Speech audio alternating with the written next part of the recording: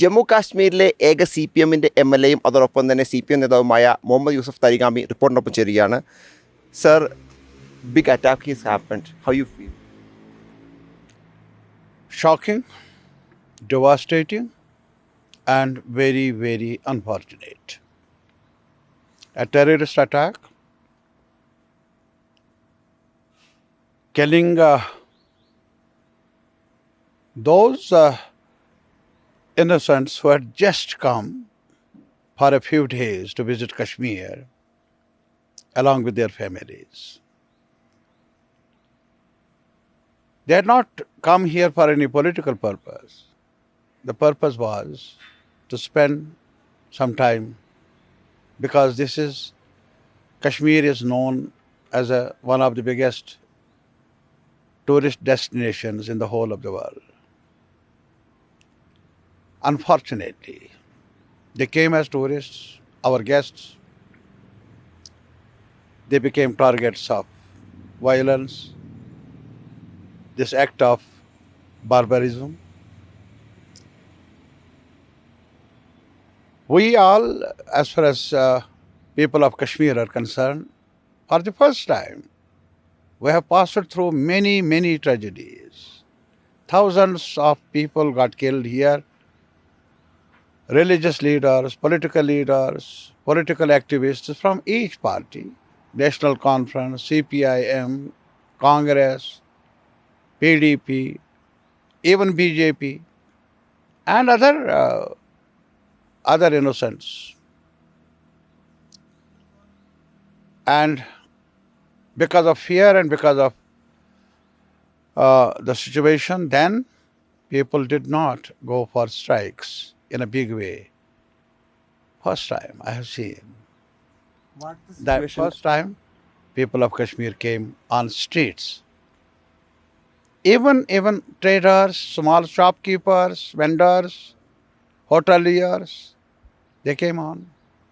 And even students and other people to condemn this dastardly terrorist attack in solidarity with those who got killed. What is the situation after this attack in Jammu? You see, the situation after this is that there is sadness everywhere. You will find out if you go anywhere. Yesterday, we had a Monday assembly session. Everyone there, all of us, cutting across the political lines, condemned this dastardly act. But again, the response of the government of India, particularly because they are on the seat of the power since 2014. After abrogation of Article 370, this was repeated off and on. Ecosystem of terrorism has been abolished. But about such big, heinous attacks, assaults on unarmed tourists, it is a time for all of us, and particularly those who are in the seat of power in Delhi. They must make certain serious examination of their policies vis-a-vis Jammu and Kashmir. The question is, why all this happened? It's not only in Kashmir today.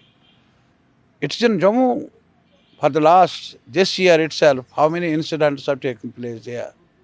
Whether an army people got killed, army jawan got killed, civilian got killed, police personnel got killed. This is a fact.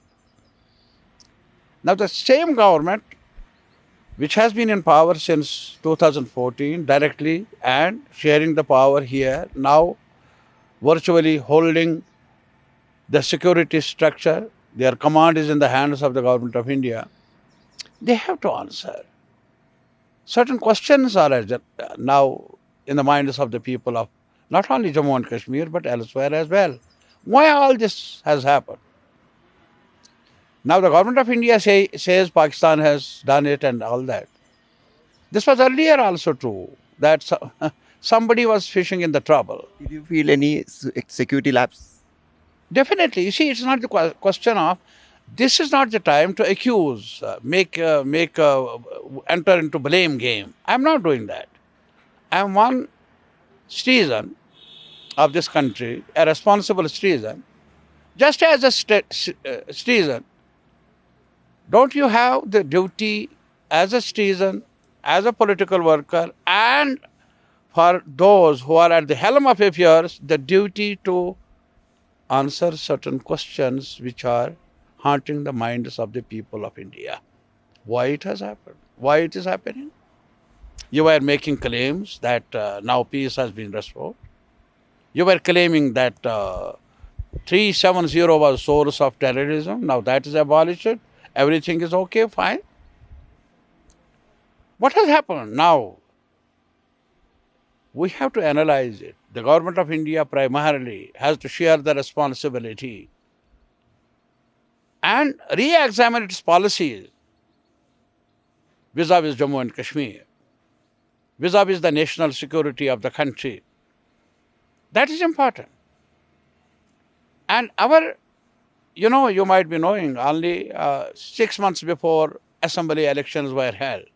And this was the only region in the whole of the country where there was no assembly, legislature for the, 6 years, since 2018. Direct central rule was there. The Supreme Court has, in its verdict, just expressed the opinion that elections should be held. And then also, there is a mention from the Solicitor General that Government of India is committed to restore statehood soon. Where is that statehood? Yesterday when I was talking in the assembly, I said, asking the Chief Minister, I would have asked certain questions. But the security is not, police station is not in your domain. I would have asked certain questions to you. Now I would ask the questions to those who are in power, holding the structure, security structure under their command, but they are not present here. Then this legislature is unable to ask questions, get answers, certain concerns of the people. Now the rest of the country, certain huge concerns there, no doubt, we appreciate. They are also under shock. But apart from that, this is not the time to enter into a blame game. We are not blaming anybody. Now, repeating this rhetoric that this has happened because of this and because of that, will that serve the purpose? Serving the purpose means that we must understand the gaps in between, the lacunas, the shortcomings, wherever they are. Not for me, but for the country's security as well. The future of our people who are visiting this part of Kashmir, who are serving here in this part of the country, they have to be answerable. Now recently, you might be having some idea, if at all you will visit certain places, all of a sudden, everything is active. Demolition drive is there. What is this demolition drive? Somebody's son is reportedly has joined earlier militancy or terrorism. Now today you are demolishing the house where his old age parents are living, while children are living, neighbors are there. This is a collective punishment. And this collective punishment, will it serve the purpose? My only question is this. Will it serve the purpose? Anger cannot be replied with anger. Terror cannot be replied with certain amount of irrational responses. It has to be rationally approached, this whole issue. And my question is, they must look into that their policies vis-a-vis Jammu and Kashmir for the last, since 2014, they have to re-examine them. And then real question before me is, as a student of politics, I was one among the first who left my home along with my family in 89 December. Kashmiri Pandits They were forced to leave and left in April 2019. Our comrades got killed. And similarly, other political leaders, workers from Muslim community, thousands of people got killed along with Kashmiri Pandits and Hindus. Now don't make it a Hindu-Muslim problem. Now a terrorist is saying who is Muslim, who is Hindu. For a terrorist, it is a game to divide you further. Don't fall into that trap. Terrorist is a terrorist and his job is, his mission is to terrorize our society, our people. If in media, some sections in the media, again this question of Hindu, Muslim, do you think this is the response? Proper response? Do you think that recklessly, if a son has committed mistake, is involved in some unlawful activity, his aged, ailing mother, father have to be blamed for that? His neighbor, his house, Supreme Court has delivered a judgment, 2020. Every citizen, good or bad, with this color or that color, he has a right for shelter. And you are abolishing shelters as well. This is a desperate response. Will not give us good results. My suggestion is, my experience is, there has to be some rational approach. And that for that, one important element is trust the people of Jammu and Kashmir. They are the real sufferers, real victims of this ongoing violence. And allow them to be participants in decision-making process. That will be one way of looking at it, and I hope that will be a positive approach, if at all, Government of India considers it. Tourism is the lifeblood of Jammu and Kashmir. How overcome you? You see, as of now, the whole population is shaken. You see, not only this, that because of tourism, people of Kashmir have come on streets. Earlier also, there were big tragedies. In fact, Kashmir remains full of tragedies. Somebody's father got killed. Mirwais here, Srinagar, biggest Mirwais was assassinated. South Kashmir, where this Pahalgam is there, Mirwais also was there. Big political legislators, ministers, writers, businessmen, ordinary people were killed by terrorists and died in crossfire also. My father-in-law was killed. Once my wife told me he was not political. Why was he killed? I told her quite obviously because he happened to be your father and my father-in-law, some sort of a relationship. He got punished because of something which he would have not expected. Similarly, now you are targeting somebody for the sin of somebody else. Is it lawful? My experience is, I am sharing the experience of many more learned people here, those who have been witnessing this whole ongoing violence of different shades, whether he is a Muslim or a Hindu or whatever. So, the lesson is that terrorist has one direction, to terrorize the people. And don't fall into the trap.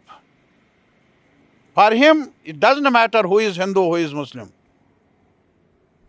Today, they might have used this stick first to kill this tourists, unarmed tourists. Then again, by talking about Hindu, Muslim, they are putting before us an agenda of their nefarious designs to divide further our ranks. I appeal to the countrymen, I appeal to the people of Kerala. This is a tragedy. Tragedies has no color. And I said it in the assembly, tears of a Hindu, tears of a Muslim, a Christian, or a Sikh, tears are tears. It has no color. People from Kerala like to visit Kashmir, but some of them have some fears. What do you want to talk about? I will certainly, this period will pass.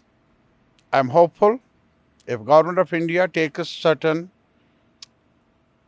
a certain introspection, and we the people of, I was telling my other friends that first time in our recent history, Kashmiri people cutting across the political lines. Who is this party, this group or that group? Traders, students, youth, women, villages, towns, cities came on streets condemning this heinous act of terror at Pahalgam. We are here. We appeal to the people of Kerala and the rest of the country. We have to do more to make the life peaceful here for all of us. And please don't forget, don't abandon Kashmiris. We will face this situation together and create an environment which is suitable for our friends from Kerala, from the rest of the country to visit and to enjoy the life here in Srinagar, in Kashmir. After the attack, Central CPM leadership is contacted with you. Any plan to come here?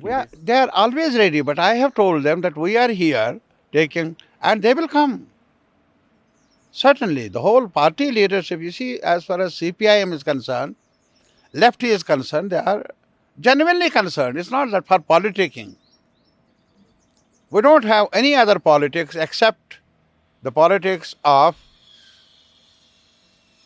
harmony, brotherhood, the politics of not getting the people divided, and for just votes.